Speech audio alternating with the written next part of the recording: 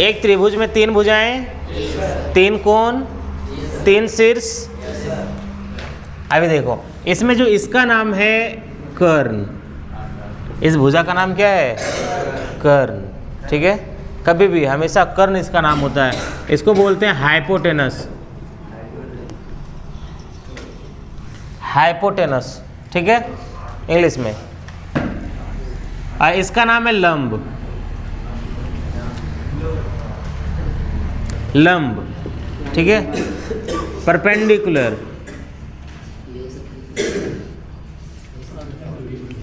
Perpendicular. ठीक है, और इसका नाम है आधार, इसको बोलते हैं हम लोग बेस, हाइपोटेनस।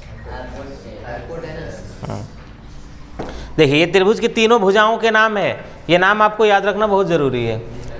सबसे बड़ी वाली भुजा जो है इसका नाम है कर्ण, और ये सीधा वाला भुजा,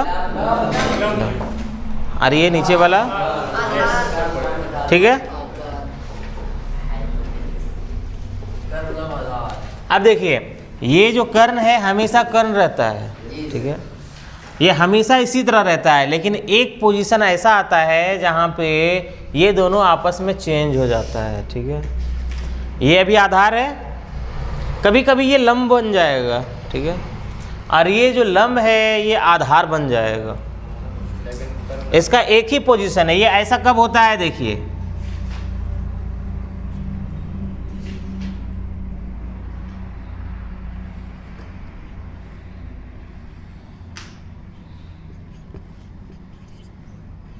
यदि ये कोण, एंगल ए, ऊपर वाला कोण, ये अगर यदि न्यून कोण हो, क्या हो? न्यून कोण। इसको हम लोग अंग्रेजी में बोलते हैं एक्यूट एंगल, एक्यूट एंगल। ठीक है, अगर यदि ये कोण, ऊपर वाला कोण न्यून कोण हो तो ये लंब हो जाएगा। ठीक है, ये लंब हो जाएगा परपेंडिकुलर। जब ये लंब हो जाएगा तो ये आधार हो जाएगा, बेस। ठीक है, ये कर्ण का कर्ण ये फिक्स है, हाइपोटेनस। ठीक है, समझ में आया? ये पहले ये समझो, नाम है इसका कर्ण, लंब, हमेशा यही पोजीशन रहता है। ठीक है, हमेशा ये कर्ण होगा, हमेशा ये लंब होगा, और ये आधार होगा। हमेशा चेंज कब होता है? जब ये हमारा न्यून कोण बन जाए। ठीक है, जब ए हो न्यून कोण, या ऊपर वाला कोण अगर यदि आपका न्यून कोण हो गया तो ये दोनों आपस में चेंज हो जाता है, ये लंब हो जाता है और ये आधार हो जाता है। अगर न्यून कोण ये ना हो तो फिर यही पोजीशन, ये हमेशा आधार रहेगा, ये हमेशा लंब रहेगा। कोई जरूरी नहीं, यहाँ भी दे सकता है, यहाँ भी दे सकता है, बी में भी दे सकता है, सी में भी दे सकता है, लेकिन चूंकि ये समकोण त्रिभुज है इसलिए यहाँ पे न्यून कोण नहीं देगा बी में। ठीक है, अगर बी में देगा तो फिर ये 90 डिग्री नहीं होगा। समकोण त्रिभुज क्या होता है? वह त्रिभुज जिसका एक कोण 90 डिग्री का हो। ठीक है, जैसे कि राइट एंगल ट्रायंगल हम लोग इसको बोलते हैं, ये 90 डिग्री है। और न्यून कोण किसको बोलेंगे? वह कोण जो 90 डिग्री से छोटा हो। ठीक है, न्यून कोण कौन सा कोण होता है? वह कोण जो 90 डिग्री से छोटा हो, वो कहलाएगा न्यून कोण। ठीक है, तो किसी भी त्रिभुज के तीनों कोणों का योगफल कितना होता है? 180 डिग्री। कितना होता है? 180 डिग्री। तो 180 में से 90 यही ले लेगा, तो बचेगा कितना? 90। तो ये दोनों को 90 से कम कम ही मिलेगा, 45-45 करके मिलेगा, या तो कुछ और भी मिल सकता है, लेकिन 90 से छोटा ही होगा। ठीक है ना, ये एक रूल है कि न्यून कोण के सामने वाली भुजा, न्यून कोण के सामने वाली भुजा लंब होती है। ठीक है, न्यून कोण के सामने वाली भुजा लंब होती है। तो वो आपको याद रखने की ज़रूरत नहीं है। आपको अगर ये दो शेप याद हो गया तो हो जाएगा। देखो त्रिभुज है, हमेशा ये क्या है? कर्ण है, और ये हमेशा लंब, ये हमेशा।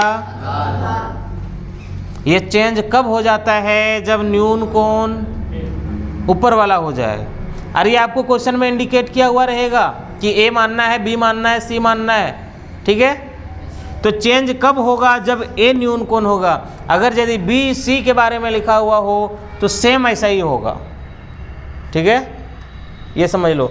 हमेशा ऐसा होता है, जब ऊपर वाला कोण न्यून कोण होता है तो ये लंब हो जाता है और ये आधार हो जाता है, कर्ण कभी नहीं बदलेगा। चलो ये ठीक है,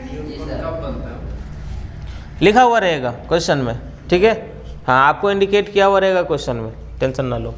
बस ये फिगर आपके माइंड में आया, ये दोनों। अभी देखो, अब इसमें हम लोग पढ़ेंगे इसका फॉर्मूला, साइन थीटा।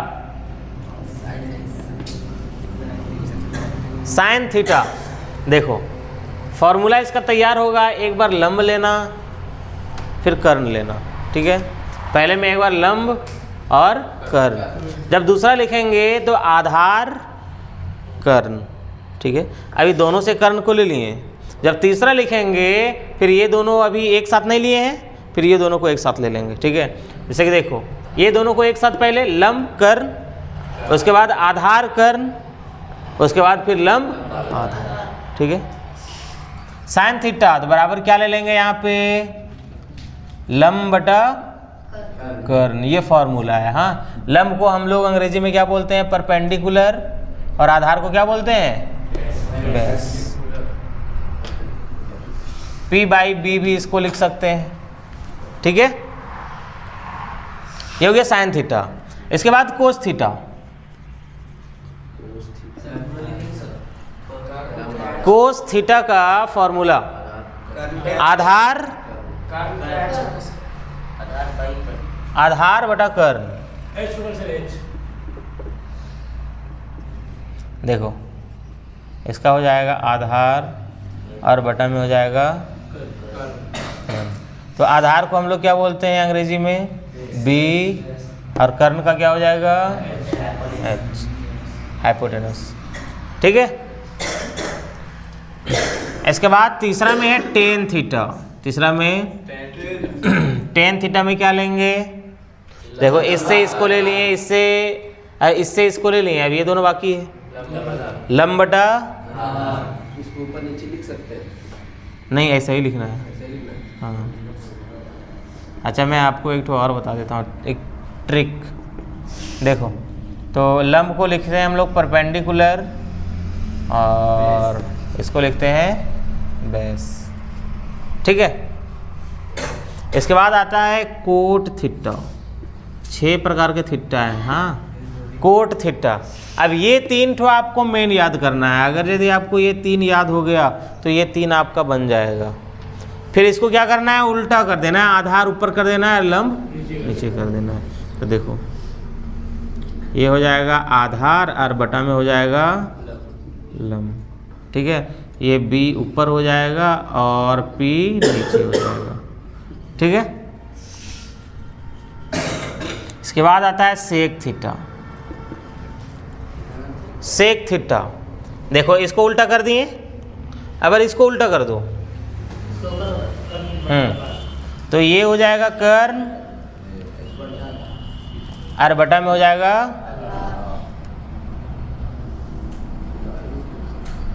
ये हो जाएगा H और बटा में B, ठीक है। अब बच गया आपका कोसेक थीटा। इसको उल्टा कर दिए, अब इसको उल्टा कर देना है, तो ये हो जाएगा पहले कर्ण और बटा में हो जाएगा लंब, H और बटा में P, ठीक है। ये फॉर्मूला समझ में आया। आपको 3 ठो याद रखना है, बाकी ये 3 ठो के लिए उल्टा कर देना है। देखो इसको कैसे याद रखेंगे, साइन थीटा लंब कर्ण, कोस थीटा आधार कर्ण, टेन थीटा लंब आधार, ठीक है, ठीक है ना। उसके बाद बाकी cot theta, sec theta, cosec theta. ये कोट किसका उल्टा होता है, ये कोट टेन का उल्टा, और ये सेक कोस का उल्टा, और कोसेक ये हो जाएगा साइन का उल्टा, है ना। अगर यदि फिर भी ये याद ना रहे तो एक छोटा सा ट्रिक है, इसको याद रखना। पढ़ो क्या है?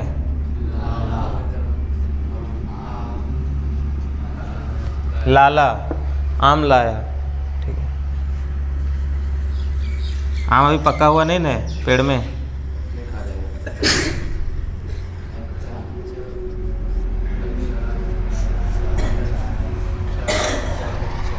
लाला आम लाया, कच्चा कच्चा आम, ये याद रहेगा। ये याद हो गया फॉर्मूला याद। ठीक है, देखो ये साइन थीटा, ये हो गया, अरे हो गया कोस थीटा, अरे हो गया टेन थीटा। अभी देखो ना मैच करा रहा हूँ। साइन थीटा क्या होता है? लंब बटा कर्ण, ला से लंब, का से कर्ण। ठीक है, लंब बटा कर्ण। ठीक है, ला से और का से नहीं समझ जाओगे।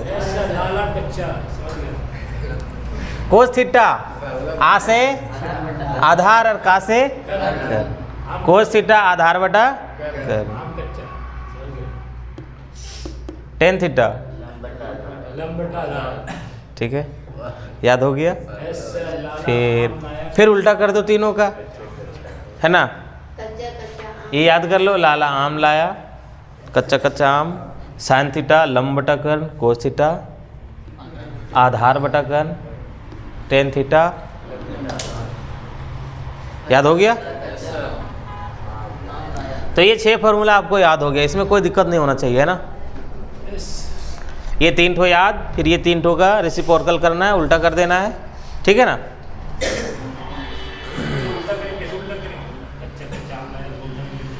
बस ये 3 ठो तैयार कर लो, फिर इसी तरह तीनों का उल्टा कर दो, ठीक है। इसके बाद देखो, एक पाइथागोरस थ्योरम है। पाइथागोरस ने बताया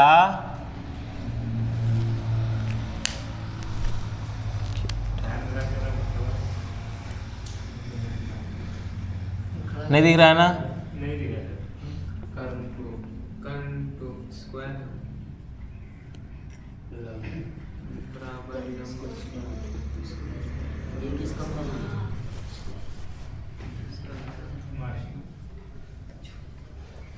देखो, एक महान गणितज्ञ गुजरे जिसका नाम है पाइथागोरस। क्या नाम है? उन्होंने समकोण त्रिभुज के बारे में बताया कि कर्ण स्क्वायर बराबर लंब स्क्वायर जोड़ आधार स्क्वायर होता है। यानी कि अगर यदि हम कर्ण का होल स्क्वायर कर दें और लंब और आधार दोनों का होल स्क्वायर करके जोड़ दें तो अकेले ये उन दोनों का बराबर होगा। है बाबू, क्या रे सो रहा है तू? अच्छा से बैठो, थोड़ा इधर आओ। देखो, ठीक है ना। ये आपको याद रखना है, कर्ण स्क्वायर बराबर लंब स्क्वायर जोड़ आधार स्क्वायर। कौन बताया? पाइथागोरस। हाँ, पाइथागोरस चचा हैं, उन्होंने ये बता के गए, ठीक है। देखो, अब देखो, अगर यदि हमको केवल कर्ण भुजा निकालना है तो कर्ण बराबर लंब स्क्वायर जोड़ आधार स्क्वायर, ये वाला सेम रहेगा। इधर से हम स्क्वायर हटा दिए, तो जब स्क्वायर इधर से हटेगा तो इधर जाके रूट में आ जाएगा। हाँ, तो यानी कि एक फॉर्मूला बन गया, कर्ण बराबर रूट अंडर लंब स्क्वायर जोड़ आधार स्क्वायर, ठीक है। कर्ण निकालें। अगर यदि आपको लंब निकालना हो तो लंब कैसे निकालेंगे? देखो, इसका स्क्वायर हम यहाँ से हटा दिए तो इधर जाके रूट बन जाएगा, ठीक है, इधर जाके रूट बन जाएगा। अब देखो, हम इधर से शुरू कर रहे हैं तो पहले ई वाला उतरेगा, ठीक है। तो लंब बराबर क्या हो जाएगा? कर्ण स्क्वायर, और प्लस का है आधार स्क्वायर। जब हम इसको इधर भेजेंगे तो क्या हो जाएगा? माइनस का हो जाएगा आधार स्क्वायर, ठीक है। यदि आपको आधार निकालना हो तो आधार बराबर, स्क्वायर इधर से हटा दिए इसलिए इधर रूट बनेगा, ठीक है। तो आधार बराबर इधर से हम ले रहे हैं तो पहले ई वाला उतारेंगे, कर्ण स्क्वायर हो जाएगा